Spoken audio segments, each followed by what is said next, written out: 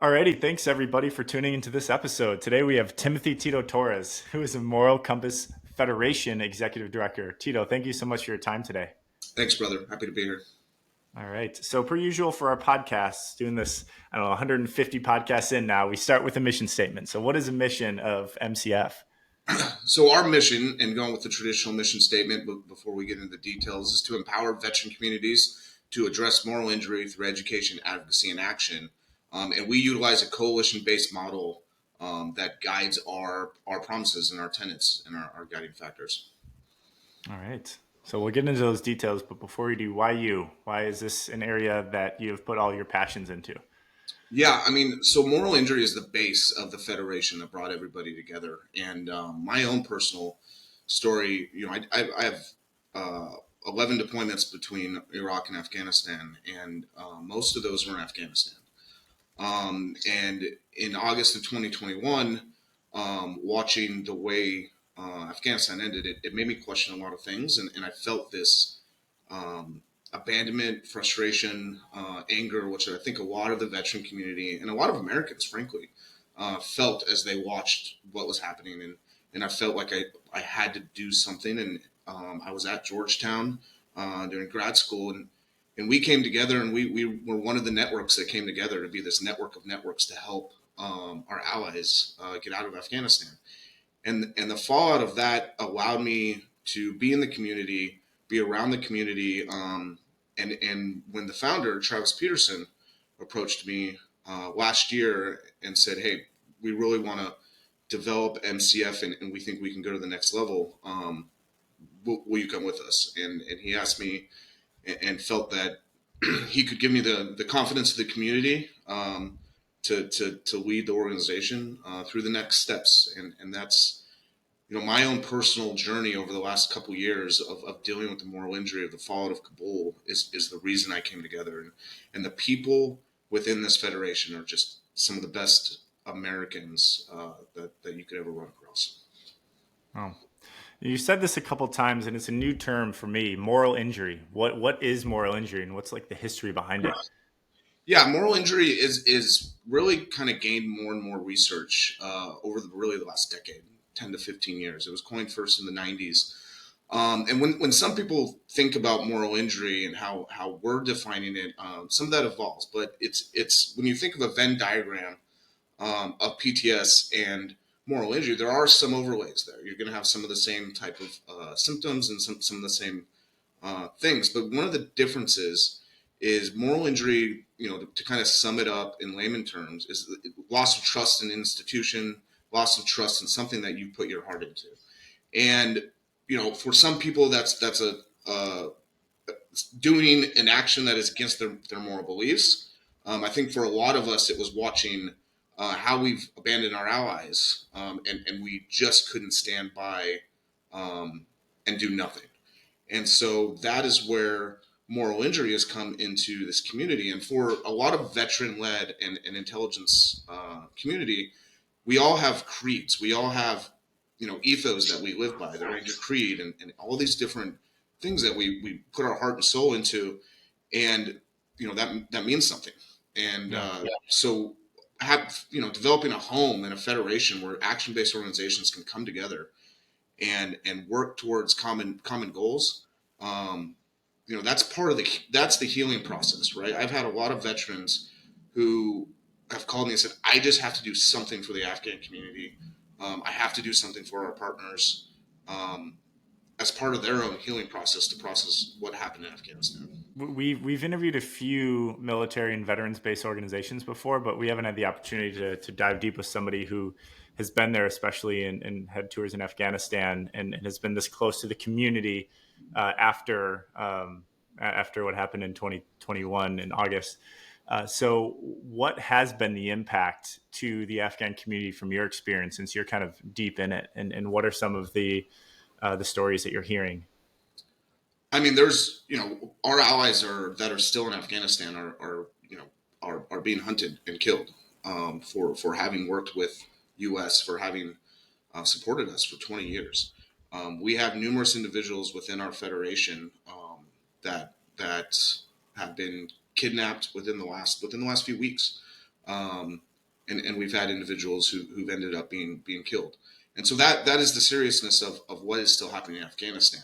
What you're finding here as well is if we don't take care of integration with the Afghan community properly, and reunite families and things like that, anytime you have a population that is not integrated into a society, it starts to boil problems, and that is where the follow through of the veteran community is working on. And one of the unique things about the Federation is it's one of the only organizations that has someone who's an expert in end to end, everything from still delivering humanitarian aid in Afghanistan to helping get asylum, to get out of country, to get to the U.S., to file legal status, and then to integrate and life support, and to integrate into society. So that's one of the unique things about the Federation, and that's where we lean on each other to pool resources and share and help.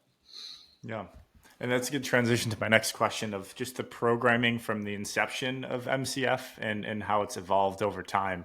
What were some of the main activities that you all were doing when you guys started, and how has that evolved, and what are you doing now? Like, how's the organization structured now? Yeah, so in the initial early days, it was very focused on evacuation. You have a lot of special operations and intelligence led organizations that had networks on the ground, networks within the region to be able to kind of affect that movement, working with DoD and State Department and whatnot.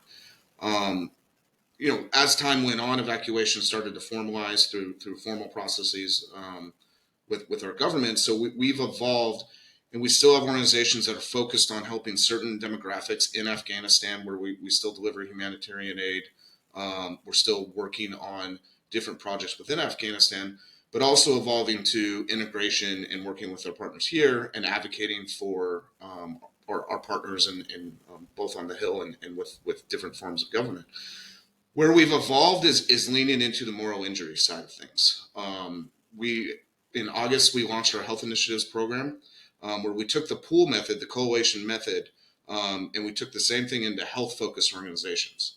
And so we brought on numerous organizations, and now we're at 30 plus organizations that are part of this federation. And within the health initiatives program, we're working with groups to develop a peer-to-peer specialist, certified peer-to-peer specialist, um, that can help our veterans who are in need. But also looking at how you advocate for non-traditional treatment, everything from non-traditional treatment to peer-to-peer certified coaching to storytelling, Hmm. and to building this community, and that we're taking the same model where you have a network of networks, to work towards it. I mean, our guiding tenets, right? So when you talk about what guides our decisions on what we decide to work on, what we decide not to work on, so taking care of our partners is number one. Honoring our promises to our partners. We have special operations and military in 150 countries every given day. We cannot do our mission if partners don't trust us. And so that there's a deeper national security problem to abandoning our allies, because we can't do our mission anywhere without partners. Number two is taking care of those that took care of this country, and that includes Gold Star, Blue Star, and first responders. There are a lot of people in the intelligence community who've deployed over and over again, and we're building that community. We're always going to be veteran first, but it's honoring the promises of those that took care of this country.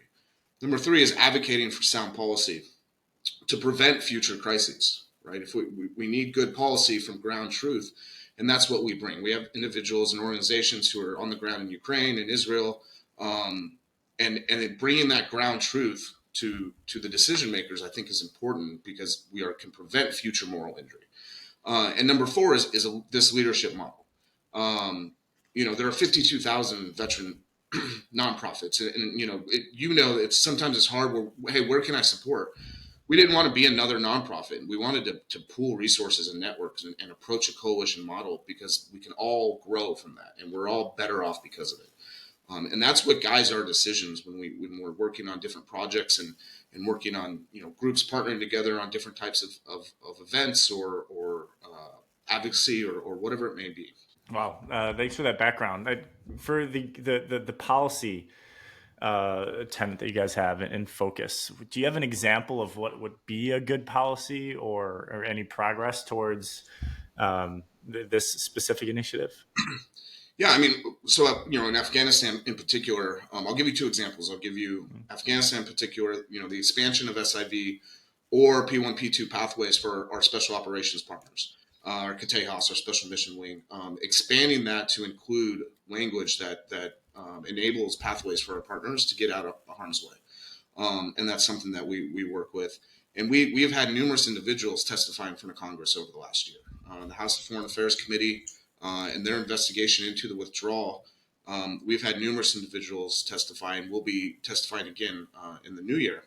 And I think that's important because it gives a voice to a lot of veterans who feel unheard right now. And we have individuals that are part of this organization that were on the ground at HKIA, and who feel the pain of what they went through. And so those are areas where we can help give exposure to organizations that join us because we have some of those relationships, and that's part of the value proposition. On the health initiative side, we have individuals and organizations that advocate for non-traditional treatment, such as psychedelics and things like that. Research into that, and looking at ways that we can take care of this veteran health crisis. Suicides continue to rise. The numbers are going in the wrong direction, and there has been a spike post August 2021. And that's something that we want to continue to advocate on behalf. And we're nonpartisan. We provide that access to the community. But again, it's about delivering the ground truth. And when you think about, as a federation, why do you join this federation? Why do people want to be a part of it? There's a natural value proposition of just being in the room, right? Being in a room with another 20 veteran organizations that are action focused, that are vetted. That brings values, and natural relationships come out of that. But when you think of MCF and what we try to provide to the member organizations, really it comes down to four areas. Voice, right? We've developed our social medias out. We developed our ability to write articles and publish and get on media and just get the stories, the ground truth out there. And a lot of nonprofits, which I'm sure that you've seen, would love to be able to put more resources towards media, but they're mission focused, and it's got to go towards the mission, and that's where we can help, right? Number two is fundraising. We help with fundraising. We threw a large event to honor the 13 killed at Abbey Gate with one of our organizations in August. But also, we received a grant this year that we ended up distributing to the member orgs who are doing the mission, and we were able to do the paperwork and do kind of the processes to enable them. Again, every org is like, yes, I'd love to write for more grants. I'd love to come together. And it's really powerful when I can look across a federation and have all the puzzle pieces to go get that grant for them. We'll end up distributing and granting. I think we're really fortunate to be able to provide monetary support to our member orgs, and we're able to facilitate grants. We've granted over 100,000 to our member orgs in 2023. And then the policy advocacy and the relationships there, and something that we're starting in the new year is incubation. A nonprofit who's doing good work, but who wants to grow or develop, we're starting to help incubate some of that and develop it, so that then it can join the federation and contribute in a way moving forward. No. How do you determine where to focus? You have so many buckets and so many initiatives and tenets. It sounds like you have a pretty awesome organization, and it comes down to the people that you have to be able to scale to those many different things. No, it is. It is hard, right? Because there is so many different directions that you can go. Afghanistan is always going to be our base. That is always going to be, the first and foremost mission. And veterans, the moral injury that kind of resulted out of that. But really, a lot of it is we're member organization driven. It's a hybrid model because it's not a traditional member model. It's a hybrid model between the two of how we wrote our bylaws, which I think is unique. But the member orgs that join us don't, I like to say, bend the knee to MCF. It is not MCF is driving and saying you will do this. Think of it more of a Venn diagram that they hold their mission, but when it works to approach a collaboration, when it works to, hey, these 3 or 4 are going to work on a project together, or if this person's missing that puzzle piece, um, then that's where I push my resources. When member orgs are already starting to work together, I mean, anytime I have 2 or more member orgs working on a project, then I can pull resources. I can push, okay, what do you guys want to write? Do you guys need to get this out on the media? Do we need monetary? What do you need me to go get? Do I need to go get another partnership? Yep. That's what drives a lot of it. Obviously, it's built within a strategy, because you're right, we could go in circles, but that's not how we approach it. We still try to be very strategic about how we approach it. And I think 2023 was a really successful year of what we were able to accomplish for a relatively young organization in the nonprofit world. And I'm excited to see what happens in 2024. Yeah. Wow. So for listeners that we have that might have served in Afghanistan and have come back and have experienced moral injury, what's the normal process that you'd go through with somebody that has experienced this? As far as like an individual, Yeah, like who's an individual. You said that, like the healing process. Sometimes you said people yeah. just want to get out into their local Afghan community and support however they can. Has that been the most effective way to help people heal? Yeah, I mean that's why we launched the Health Initiatives program. We were Yeah. seeing shepherds and leaders and people who have been frustrated and kind of in the trenches, to use a military term there for you, and working on this problem every day, and who are frustrated because it is a difficult problem and it's an emotional problem. They're getting numerous phone calls a day on pleading for help. And so that's why we launched the Health Initiatives program. And when you think about, it's hard right now because the research isn't there. The VA is starting to work on towards moral injury, and how that works on. And what we're finding is some of the clinical kind of academic papers and some of the things that we naturally were doing, we accidentally stumbled across some connections there. And it talks about building community, building that kind of societal understanding. Just feeling heard sometimes really helps, enabling individuals to tell their story. Whether that's through the written form or through documentaries that our member orgs have been part of numerous documentaries over the last year, or that's getting out and giving speeches and advocating on behalf of a problem set. These are some of the different ways that we're starting to address moral injury, but that's somewhere we want to expand in 2024. And we're working with some of our member orgs in the Health Initiatives program, and we're looking for more partners on developing that playbook of how we can have different ways to pull things off the shelf when we have veterans in crisis. Yeah. And there's a lot, and that's again, there's a lot out there. There's a lot of organizations doing great things, and we're looking where can we create that coalition and that network of networks across the U.S. To enable more, to be more efficient and to move the number the correct direction. Yeah. And you said that's one thing you have planned for 2024. What is the future plan for MCF? Maybe not just in 2024, but beyond. What do you hope it turns into? Yeah, so when you think about this network of networks that came together in Afghanistan, I'm going to use my hands for this point because I think it makes sense on the screen. But you had Afghanistan networks come together in this mesh, right? And MCF doesn't sit above. I view MCF as more of this umbrella that people come in and work together and work together, and accomplish, right? It's never MCF who accomplishes it. We just pull people together. We find resources. I go find something for you. But this network of networks that were focused on Afghanistan, and now we've built this network of networks that are focused on health initiatives, which I think that can break into more networks. But I think this same approach, like I said, there's 52,000 VSOs. That same approach towards numerous topics, and this hybrid model, I think is where MCF could head in the long term. I think it could be a very powerful organization that is a strong voice for veterans, that is veteran led, that is ground truth led and action oriented. One of the unique things about us is the policy advocacy isn't our main mission. The policy advocacy comes out of actions Yeah. being done and realizing that there's policy gaps here. I think there's a distinction there that is very important, because if I see the same wall that everyone's running into, cool, I can go advocate for that. Versus I'm advocating from policy driven, and that trickles down to maybe some action. That's not how we like to approach things. And there's a lot of orgs who are really focused on policy.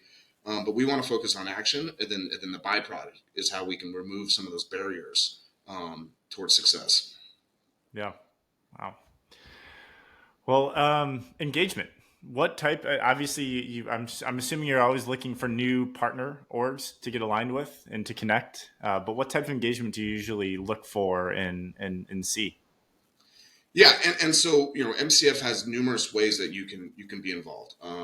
We have member orgs that can we're always looking for new member orgs that are action based and coalition focused, a collaborative, a first approach to everything. And especially in our health initiatives program is where we're looking to grow some of that network across the U.S. That focuses on taking care of our veterans, and that can be everything from clinical workers, social work focused to therapist focused to healing through experiences. I mean, we organizations that take people out in the wild or do things that allow them to tell stories and share events.